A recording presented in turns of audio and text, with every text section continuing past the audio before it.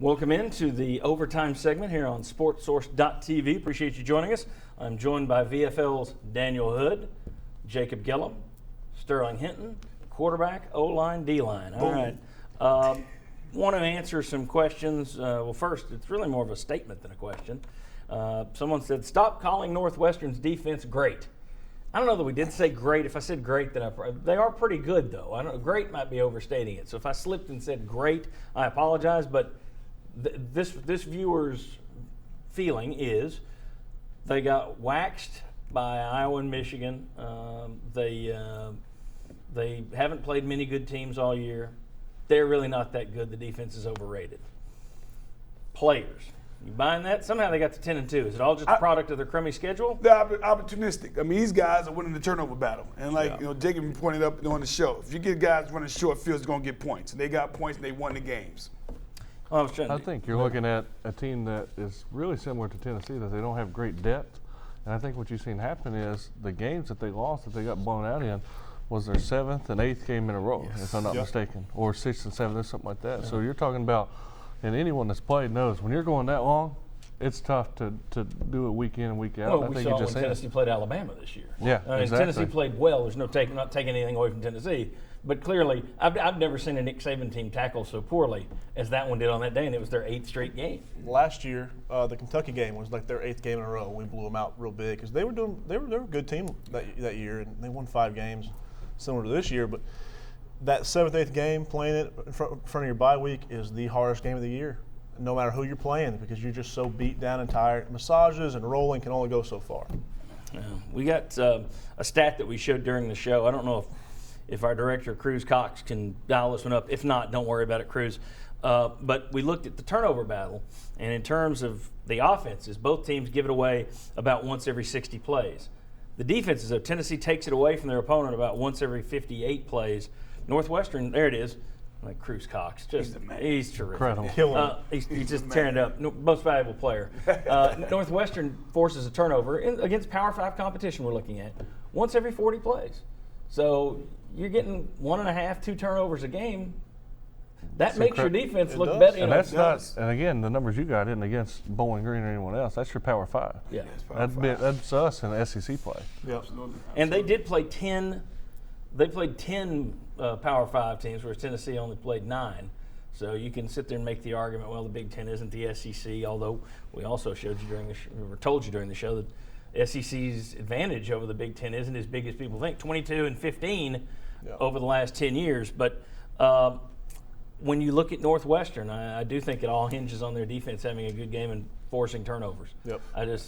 It's hard for me to imagine Tennessee will come in completely flat. And who makes those turnovers turn into points? Yeah, you got to get points out of those turnovers. You know what this game could scarily resemble by the end of it is that Florida game against Tennessee. Because, again, you're talking about offenses that aren't great, but 2 really good defenses. And so, it'll be kind of a showcase for Butch Jones as well to see, if we get into the 4th quarter again, we got a 13-point lead. Can you close it out now with an older team? Can you make a call now that it's in season? So it'll be a good time for Coach Jones to prove his worth too. You guys played, and one of the things a lot of older players will say, you always hear this from a couple generations, even older than my man here, which is just pretty old. I'm just wondering, I keep you here just to have one guy older than me on the set. And it's only a year or 2, but you got to be by a year or 2. One thing you always hear is, well, you got to want it more. Tennessee just got to want this game more. I hear that during the regular season, and I don't buy it. Like, if I take a Pee Wee team and I put it up against Alabama, the Pee Wee team may want it. Alabama's going to win the game. But in bowl season, I think it's a different beast because it's a full month buildup. And if a team is ready for the season to be put to bed, like Iowa last year or Oklahoma last year or Tennessee a few years ago in 2003, that Chick-fil-A Bowl where they got crushed by Clemson, went in number 6, didn't want to be there, lost. I think if you're one of those teams who wants to put the season to bed, good chance you're going to get put to bed in one of these bowl games. The want to factor. How big is that in bowl games? Am I overstating it, or do you think that's really big? From an old guy that played ancient football, I guess. What was it like in a single win? In the pro, exactly. But it's all about team rhythm.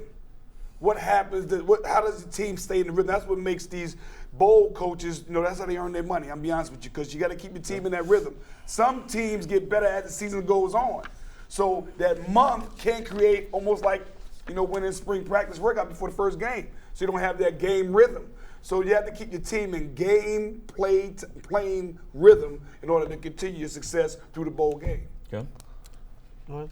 Thoughts on wants? Yeah, I think it's the most important factor, because what you see, and I think the reason that, again, the SEC doesn't blow everyone out in their bowl numbers or anything else, even though we know it's the best conference, is you get a month to prepare. I mean, even an average coach who watches film, if he does his due diligence and spends 200 hours watching film in that time period, he's going to come up with a solid game plan and can implement it. And so at that point, it comes down to players making plays. Are they ready to go into a game, play 60 minutes, play overtime if it takes it? And a lot of times that the teams that aren't ready to do that, like Iowa, Iowa came out and was ready to play a little bit in the first quarter. Then when they got hit in the mouth, they said, you know what? We had a good time. Let's go home. Yeah. And that's what it comes down to. It's not that they had good schemes, and I think you've seen it in the game. It was just it came down to Tennessee was better prepared and wanted that win. Yeah, I mean, last night, Saturday night, for those watching later in the week, Nebraska, 5-7, knocks off 8-4 UCLA. There's no way if those teams play 10 times that UCLA doesn't win the majority of them. Well, on that one night, Nebraska, I thought, looked like they had a little bit more to prove. Jacob, in terms of being focused, you talked about it in today's show. You went through a bowl prep with Butch Jones. Everybody says, the team will be focused. Teams aren't always focused, all right? They're not. Do you think there's any chance this team isn't focused this week? If there's any chance the team's not focused, there's one man that's going to make sure it happens. It's Kurt Magid. Kurt Magid won't allow anybody down there in Tampa to be not focused. He won't allow it. Coaches won't allow it. Butch Jones does a great job of getting his team and his players ready to play games. He's done it all year. And then you've got that senior leader in Kurt Magid, possibly his last game ever down there, depending on if he comes back next year, what he does. He's going to make sure everybody's ready to play that game that's going to play. Yeah. Sterling, during the show you said knock, knock, rack, rack. Tell people what that meant. Knock, knock, rack, rack. That was a term that Coach Mayes, JTM himself, had all the players say to any other opposing teams that talk smack to us during the game. So instead of getting involved into a jaw-jacking contest with somebody on the field, you just say, knock, knock, rack, rack. Look at what is they talking about? What's going on? And that's what we did. Knock, knock, rack, Knock, rack. knock, rack, rack. I'm going to start using that on the show. Next time you're saying something crazy, I'm just going to go knock, knock, rack, rack. And I'm going to Best bowl experiences. Funny bowl experiences, just quickly. Do you have any? Since you had curfew at 3:30 and your hotel was across from a strip club in Atlanta, real good planning by Lane Kiffin. I thought it was great planning. Yeah, I'm sure both guys did. Any funny stories or best memory from you? We got to meet a bunch of cool people. Got to meet Tony Dungy, and that was, of course, right after they had won the Super Bowl. Of course, getting to spend, and that's the main thing about bowls, is you get to spend that 30 days, whatever it is, with 100 of your best friends. Yes. And no one can leave. They can't come up with excuses. Real life can't come in and affect you or anything else. And so that's what I loved about it. And I got to say, too, it was actually one of the most hurtful experiences I ever had was at the Music City Bowl. And I'm sure Jacob remembers this. And it's something, I don't know if they've got it changed or not yet. We need to check into it. But we had some walk-on players that were not allowed to eat with the football team because of NCAA rules. And so we're staying at the Opryland Hotel. They take your cars, that way you can't go out whenever you want. They literally made the walk-ons walk to McDonald's. And this is when we actually had a cold winter. And it was snowing outside because they couldn't eat with the team. Let me just highlight that one more time. I was a walk-on during that first year. And I was one of the lucky ones. Our position coach, Harry Heastan, really, really liked me. And he dressed me for more games than I think any redshirt got to dress that year, even scholarship. And so I was one of the lucky ones. But all of my friends who I lived with and worked with, they had to sit in the stands during the game. They weren't allowed on the field. Dooley made the decision to put 10 or 15 walk-ons in the stands and sat there with their cold gear, just freezing their butt off the whole time. So that was a Dooley decision to put them in the Yeah, stands. he said he only wanted so many guys in the locker room because NFL locker room at LP Field, and there's only 50-something lockers. So you had 2 guys to a locker. So those extra guys he put in the stands just in sweats. And he didn't let them eat with the team, pretty much like they weren't even there. And again, these are guys that, I was still on offense line then, but as defensive linemen, we would have never achieved anything without our offensive line. And it's the same thing when we're an offensive line. We would have never achieved anything without those defensive line guys. And so you got to have those walk-ons. And so what you're saying at those bowl sites, this is really the first time Dewey really lost the team was, you're good enough to practice with us, but just remember, you're not good enough to be here with us. I was told there was one player on that. You can go back and do the. I'm not going to throw somebody under the bus here, but there was one player on that team who'd been away for a month or two, came back, got his bowl gifts, got the bowl, and some of the kids who, were late for one practice, didn't get their bowl gift or bowl money. That not all of it, but they definitely subtracted some stuff from some kids who should have got the full thing. I mean. Whereas another kid came back and at the end of the got day, his full if deal. you make it to a bowl, it's a team thing. Team. And so, Team. walk-ons are already paying for everything else. Yeah. At the end of the day, give them, we got a backpack, we got headphones, we got a watch, we got some cash, we got shoes and an outfit. Yep. Total value of all that may be $500. Tennessee's budget's $117 million. Just pay the $500 for the kids.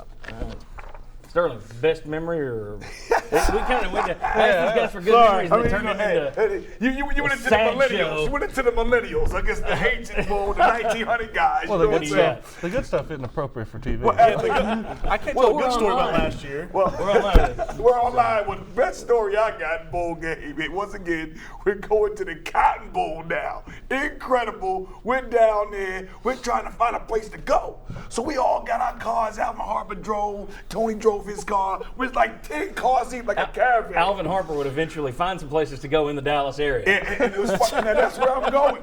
So it's funny you say that There we go, because yeah. there we are. We find a place to go. Michael Irvin and the Cowboys are there. They're hanging out. Alvin's messing around with them. They don't know each other this time. We're hanging out, having a good time. I see Charles Haley, and that's when I realized this guy needs to be a stand-up comedian because he's the funniest football player I've met in my life. Charles Haley Really? had me in stitches, and it hit the biggest, what do you call it, crack battle when people were like scoring each other or going at each other. Cowboys also had some of those. Long story. But to the story that happened in that Sugar Bowl, that Cotton Bowl deal, Earl Campbell versus Charles Haley cracking on each other. Unreal. In the VIP section at some club, we made it up there with Spud Webb and the Atlanta Hawks in town to play the Mavericks. Incredible. They started cracking on each other, and we laughed forever over that. And that's why I'll never forget Salt and Pepper's song "Expression" because that's what DJ was playing. They were playing. And ironically, Alvin Harper later wound up playing there. He was incredible. Yeah. I'll say about our Chick-fil-A Bowl, just go out, since you're online right now, go Google Goosebumps in Atlanta. Okay, hey. Let's get into that. You'll have a good time with that one. Or don't. That was literally, That was where he put you all across the street. that was 30 seconds away from our hotel room, I bet that was including not the hotel, and including the elevator I ride. bet that was a conscious decision by the coaching We were staff. rooming next to people paying $400 to go play 18 holes of golf at TPC Sawgrass, and it was great looking at that course. Of course, we couldn't afford to play it, And you but had it was nothing nice to do. looking at it. Yeah. All right. Daniel Hood, Jacob Gillum, Sterling Hinton. Thanks, guys, for all football season and then for coming in today. Appreciate it. And we'll have you guys back after the bowl, I'm sure, and we'll have you back, spring practice rolls around and that kind of stuff. So we'll see you guys again. And we will see you next Sunday at Channel 6 at 11 a.m. The Sports Source will be talking about Tennessee's Outback Bowl game with Northwestern and Tennessee's basketball game against Bruce Pearl and Auburn. Good show next week. See you then. Next year. Next year.